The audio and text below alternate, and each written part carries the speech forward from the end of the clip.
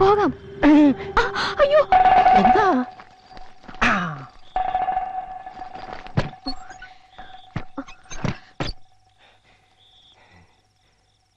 ദൈവമേ, ഇവളിനി കല്യാണം വേണ്ട വേണ്ടെന്ന് പറഞ്ഞത് എന്നോടുള്ള ഇഷ്ടം കൊണ്ടാണോ?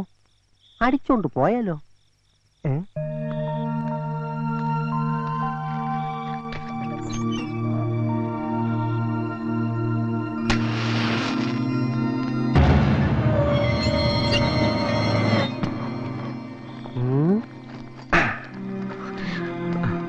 ആരും കണ്ടില്ല. അച്ചു കണ്ടു, അബദ്ധം പറ്റിയതാ. വേഗം വാ.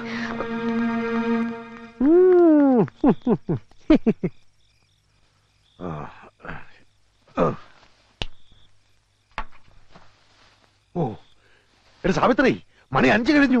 എഴുന്നേക്ക്. അമ്മായി സരസ്വനെ മുറി കണ്ടില്ല. കണ്ടില്ലേ? അവളിത് എവിടെ പോവാനാ? എവിടെ പോയത് നോക്കണേ.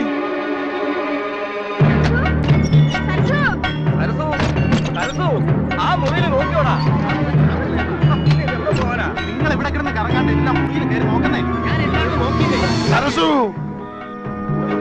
സരസുവേ, എന്തേ സരസു? എടാ അച്ചു, എടാ അച്ചു. ഓ, കിടന്നുറങ്ങുന്നോടാ പോത്തുകളെ. പെണ്ണിനെ കാണാനില്ല. എടാ അച്ചുവേ, സരസുവിനെ കാണാനില്ല. ഒന്ന് അന്വേഷിക്കടാ. അന്വേഷിക്കാനൊന്നുമില്ല, അവള് പോയി. എങ്ങോട്ട്? അവളെ കാമുകനോടൊപ്പം. കാമുകനോടൊപ്പോ? ആ, പാലത്തിങ്കൽ കുറുപ്പിന്റെ മകൻ കൊച്ചുകുറുപ്പിനോടൊപ്പം സ്ഥലം വിട്ടു. ഞാൻ എന്റെ കണ്ണുകൊണ്ട് കണ്ടതാ. എന്നിട്ട് എന്താ നീ മിണ്ടാതിരുന്നേ? ചെറുപ്പം മുതലേ ഒന്നിച്ച് കളിച്ചു വളർന്ന പിള്ളാരല്ലേ, പോട്ടെ എന്ന് ഞാനും കരുതി. അവര് തമ്മിൽ പ്രേമമാണെന്ന് ഞാൻ ഇങ്ങനെ പറഞ്ഞതല്ലേ. എന്നിട്ട് കേട്ടോ, എല്ലാവരെയും ഒന്നിച്ച് കളിപ്പിച്ച് അവര് നാട് വിട്ടു. ചെറുക്കലെ കൂട്ടിന് വരുമ്പോ പെണ്ണില്ലെങ്കിൽ ഞാൻ എന്തോ പറയും? മുതലാളിക്ക് പറയാൻ ബുദ്ധിമുട്ടാണെങ്കിൽ ഞാൻ പറയാം. എന്ത്? പെണ്ണോളിച്ചോടിയെന്ന്. പോടാ. അവര് നാട് വിടും മുമ്പ് എനിക്ക് പിടിക്കണം.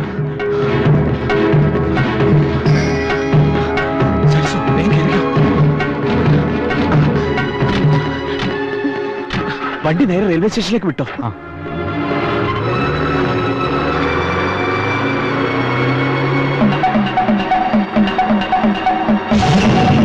എന്റെ ഈശ്വര, ഞാൻ എന്തായി കേക്കണേ? ജാതകം പലിച്ചൂടി. ആ ഉണ്ണിത്താന്റെ മോളുമായിട്ട് നമ്മുടെ മോൻ ഒളിച്ചോടിയെന്ന്. അവൾ ഇത്രയും കള്ളിയാണെന്ന് ഞാൻ കരുതിയില്ല. നമ്മുടെ മോനെ വിളിച്ചെടുത്തോണ്ട് പോയില്ലേ. ഇനി ആരും കുറ്റം പറഞ്ഞിട്ട് കാര്യമില്ല. നിങ്ങളുടെ മോനെ സൂക്ഷിക്കേണ്ട നിങ്ങളല്ലേ. സൂക്ഷിച്ചു, ഒരുപാട് സൂക്ഷിച്ചു. അതുകൊണ്ടാ ഇങ്ങനെ പറ്റിയേ. ഈ കുറിപ്പ് ജീവിച്ചിരിപ്പുണ്ടെങ്കിൽ എന്റെ മോനോട് അവൾ ജീവിക്കില്ല. അവർ നാടൂടെ ഞാൻ സമ്മതിക്കില്ല. വണ്ടി എടുക്കടാ. യാത്രക്കാരുടെ ശ്രദ്ധയ്ക്ക് തിരുവനന്തപുരത്ത് നിന്നും ഈറോഡിലേക്ക് പോകുന്ന 6233 നമ്പർ തിരുവനന്തപുരം ഈറോഡ് എക്സ്പ്രസ് അല്പസമയത്തിനുള്ളിൽ 1-ാം നമ്പർ പ്ലാറ്റ്ഫോമിൽ വന്നു ചേരുന്നു. മണിക്കുട്ടൻ എത്തിയില്ലേ? ട്രെയിൻ എത്താറായി. ഒന്ന് സ്പീഡിൽ വിടറോ. വിമാനത്തിന് സ്പീഡ് ഓട്ടോറിക്ഷ കിട്ടൂല മോനെ. ഒന്നാമത് എഞ്ചിൻ പണി ഏറെ വണ്ടിയാണ്.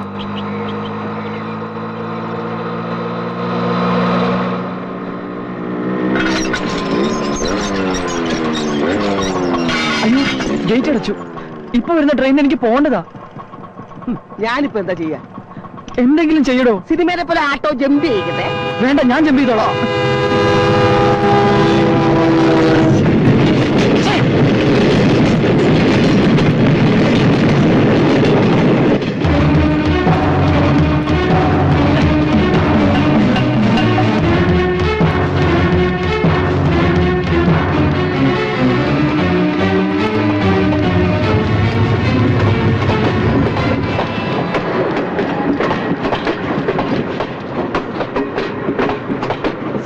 അങ്ങനെയൊന്നും അല്ല. ഇന്ന് വെളുപ്പിന് തന്നെ നീ എന്റെ വീട്ടിലെത്തുന്നു പറഞ്ഞപ്പോ ഞാൻ കരുതിയില്ല അതെന്നെ മോളെ പൊക്കിക്കൊണ്ട് പോകാനായിരുന്നു. ഞാനൊന്ന് പറയട്ടെ. മാന്യമായിട്ട് ജീവിക്കുന്നവരെ മാനം കെടുത്തിയിട്ട് നിന്ന് ന്യായീകരിക്കുന്നു. ഉണ്ണിത്താനോട് കളിച്ചാൽ നിന്നെ കൊന്നു കുഴിച്ചു കൂടും. പറയടാ, മിണ്ടിപ്പോരുത്. അവനെ ഇവരെ തല്ലാൻ നിനക്കെന്താ അവകാശം? എത്തിയല്ലോ സൂത്രധാരൻ. ഇന്നലെ അച്ഛനും മോനും കൂടെ വീട്ടിൽ വന്നത് എന്റെ മോളെ പാട്ടിലാക്കാനുള്ള തന്ത്രവുമായിട്ടായിരുന്നല്ലേ? വിരലൊന്നും ഞൊടിച്ച കൂടെ പോരാ തന്റെ മോളെ പാട്ടിലാക്കാൻ അത്ര വലിയ തന്ത്രമൊന്നും പ്രയോഗിക്കണ്ട. ആമ്പിള്ളേരെ വഴിപിഴപ്പിക്കാൻ നടക്കുന്ന ശവം. തന്റെ ഭാര്യയുടെ സ്വഭാവം ഇവിടെ വിശദീകരിക്കണ്ട. മാറ്റർ മക്കളിലേക്ക് വന്നില്ലെങ്കിൽ അതിന്റെ സ്വഭാവം താനിപ്പോ അറിയും. എടോ, ജനിപ്പിച്ചാൽ മാത്രം പോരാ, മക്കളെ വളർത്താനും പഠിക്കണം. താൻ മോളെ പഠിപ്പിച്ചത് ഒളിച്ചോട്ടായിരുന്നു. തന്തയില്ലാത്ത പറയരുത്. തന്തയ്ക്ക് പറഞ്ഞാലുണ്ടല്ലോ. കല്യാണ പന്തലിൽ നിന്ന് എന്റെ മോളെ തട്ടിക്കൊണ്ടുപോയി ഇവന്റെ തന്തയ്ക്കും തന്തയുടെ തന്തയ്ക്കും ഞാൻ പറയും. താൻ എന്തോ ചെയ്യും. എടാ ഉണ്ണിത്താനെ, ഇനി തിരിച്ചു തല്ലാമെന്ന് സമയം കളയുന്നത് ശരീരത്തിന് നല്ലതല്ല. ബുദ്ധിയുണ്ടെങ്കിൽ മുഹൂർത്തം കഴിയുന്നതിന് മുമ്പ് ഇതിനെ വിളിച്ചുകൊണ്ട് പോയി നിശ്ചയിച്ച് ചെറുക്കന്റെ തലയിൽ വെച്ച് കെട്ട്. അല്ലെങ്കിൽ ഇനിയും മതിൽ ചാടും.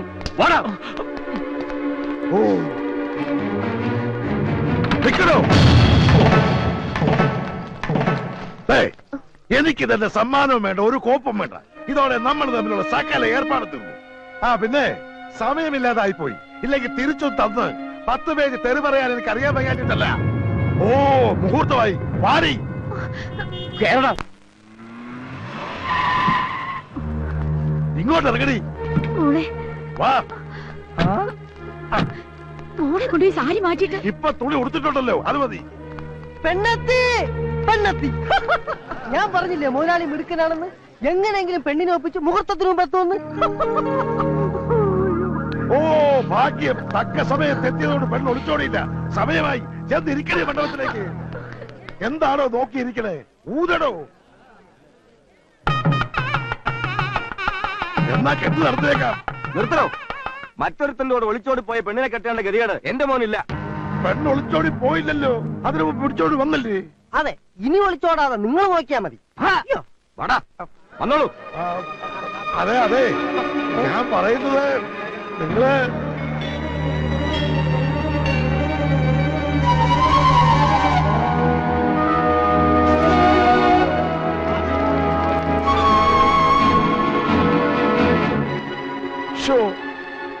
ഉണ്ണിത്താനെ താൻ കാണിച്ചത് വലിയ മണ്ടത്തരമായി പോയി. എന്റെ മോളെ കെട്ടാൻ പറഞ്ഞത് എന്താ മണ്ടത്തരം? ഒരുത്തന്റെ കൂടെ ഇറങ്ങി പോയ പെണ്ണിനെ തിരികെ കൊണ്ടുവന്നാൽ ആരെങ്കിലും സ്വീകരിക്കാൻ തയ്യാറാവോ? ഇനി കുട്ടിയെ കെട്ടാൻ അന്തസ്സുള്ള തറവാട്ടിൽ നിന്ന് ആരെങ്കിലും ഈ വീട്ടുമുറ്റത്ത് കാലുകുത്തോ? ഇല്ല. ഗുണമായാലും ദോഷമായാലും അവള് കണ്ടെത്തിയ ആളെ കൊണ്ട് തന്നെ വിവാഹം നടത്തുക.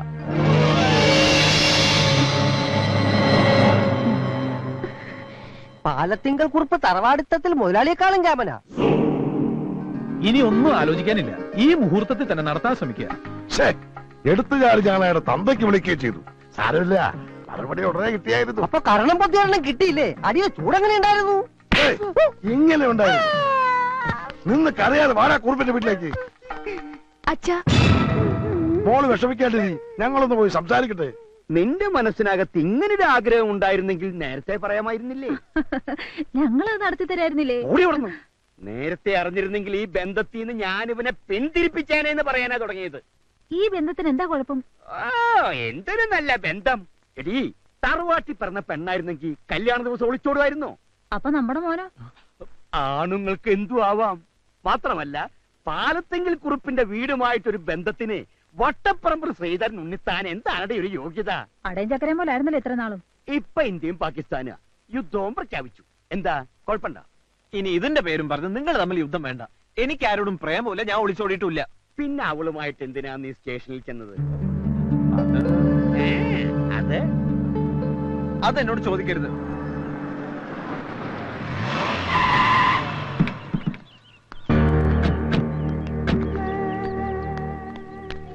കാര്യങ്ങൾ എത്രത്തോളമായ സ്ഥിതിക്ക് ഞാനൊന്ന് തീരുമാനിച്ചു. എന്റെ മോളെ കൊണ്ട് ഒളിച്ചോടിയത് ഏത് തന്റെയുടെ മകനാണ് ശരി, അവനെ കൊണ്ട് തന്നെ കെട്ടിക്കുമെന്ന്. എന്നാ പിന്നെ എത്രയും പെട്ടെന്നതായിക്കൂടെ? അത് പറയാനാണല്ലോ ഇങ്ങോട്ട് വന്നത്. അതെ, ഇനി ഒന്നും നോക്കാനില്ല കുറുപ്പേ. കൊച്ചുകുറുപ്പുമായി ഉടനെ വീട്ടിലെത്തുക, കെട്ട് നടത്തുക. അയ്യോ, എനിക്ക് എന്റെ വീട്ടുകാരും ബന്ധുക്കാരെയൊക്കെ ഒന്ന് അറിയിക്കണ്ടേ? അതിനൊന്നും സമയമില്ല. കെട്ട് കഴിഞ്ഞ് ചെറുക്കനും പെണ്ണും കൂടെ വിരുന്നിന് പോയാ പോരെ? അത് മതിയല്ലേ? പിന്നെ ധാരാളം മതി. എന്നാൽ അത് പോരാ. എനിക്കുള്ളത് ഒരേ ഒരു സന്തതിയാ. അവന്റെ കല്യാണം നാട്ടുകാരും വീട്ടുകാരും അറിഞ്ഞ് അന്തസ്സും തറവാടിത്തമുള്ള കുടുംബത്തിൽ നിന്നായിരിക്കണമെന്ന് എനിക്ക് നിർബന്ധമുണ്ട്. ഈ പറഞ്ഞതിന്റെ അർത്ഥം മുതലാളിക്ക് അന്തസ്സും തറവാടിത്തം ഇല്ലാന്നല്ലേ? കണ്ടോ, ഇവന് കാര്യം പറഞ്ഞാൽ മനസ്സിലാവും. പിന്നെ ഉണ്ണിത്താനെ, നിശ്ചയിച്ച കല്യാണം മുടങ്ങിയപ്പോ തന്റെ മോളെ എന്റെ മോന്റെ തലയിൽ വെച്ച് കെട്ടാൻ നോക്കണ്ട. കല്യാണം മുടങ്ങിയതിന് ഉത്തരവാദി തന്റെ മോന. എന്റെ മോളെ കണ്ണും കയ്യും കാണിച്ച് പ്രേമിച്ച് വിളിച്ചിറക്കിക്കൊണ്ട് പോകുന്ന സാക്ഷികളുണ്ട്. ആരാ സാക്ഷി? ഇവൻ തന്നെ പറഞ്ഞുകൊള്ളാ. ഞാൻ കണ്ടതാ. ഏത് കോടതിയിലും ഇവനീ സത്യം പറയും. എനിക്ക് വിശ്വാസമില്ല. ഒരു 1000 രൂപ കൊടുത്തവൻ അത് മാറ്റി പറയും. ഒരിക്കലും ഒരു 1000 രൂപയ്ക്ക് വേണ്ടി മാറ്റി പറയില്ല മുതലാളി ഞാൻ. കണ്ടോ? ഒരു 1500 കിട്ടണം. ഓടാ. മോനെ തീരുമാനം നിന്റെയാ. നീ സ്നേഹിച്ച പെണ്ണ അവള്. അങ്ങനെ ഒരു ബന്ധം ഞാനും സരസും തമ്മിലില്ല. കേട്ടില്ലേ? ഇനി എല്ലാവർക്കും പോവാലോ. തന്നെ പേടിച്ചാ ഇവനിങ്ങനെ പറയുന്നത്. അല്ലെങ്കിൽ താൻ ഇവന്റെ മനസ്സ് മാറ്റിയെടുത്തതാ. എടാ മോനെ, നിന്നെ വിശ്വസിച്ച അവൾ ഇറങ്ങി പോകുന്നത്. അല്ല അല്ല, ഇനി സംസാരിച്ച് സമയം കളയണ്ട. ഉണ്ണിത്താൻ പോ. ഞാൻ പോവുക. പക്ഷെ ഒരു കാര്യം, എന്റെ മകൾക്കൊരു മംഗല്യം ഉണ്ടെങ്കിൽ അത് തന്റെ മകനുമായിട്ടായിരിക്കും. ഇന്നല്ലെങ്കിൽ നാളെ ഈ കല്യാണം ഞാൻ നടത്തും. ഉറപ്പാ. പാലത്തെങ്കിൽ കുറിപ്പ് ജീവിച്ചിരിപ്പുണ്ടെങ്കിൽ അത് നടക്കില്ല. ഉറപ്പ്. ഇത് കുറിപ്പിന്റെ ഉറപ്പല്ല, ഈ ഉണ്ണിത്താന്റെ വെല്ലുവിളിയാ. നോക്കിക്കോ.